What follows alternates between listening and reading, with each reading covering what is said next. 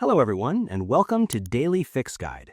In today's video, I'm going to show you how to sync the TimeTree application with other major calendar services like Google Calendar or Apple Calendar.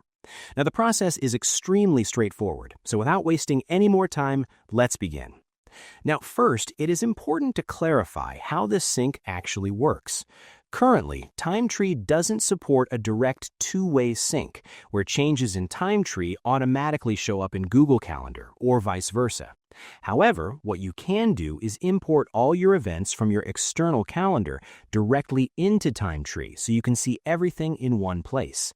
So, here is exactly how to do this. First, open your TimeTree application and then just simply tap on your calendar at the top right-hand corner. Choose your calendar, then click on the More option at the top right-hand corner of your phone. And over here, simply scroll down and click on Import Events from External Calendar. And now over here, you should be able to see the list of all the calendars you have. So just simply choose the email address that is linked with your Google or Apple Calendar, and then just simply click on Import, and all the data from that calendar will be imported. So that's it. All your existing appointments and events from other apps will now appear right inside TimeTree.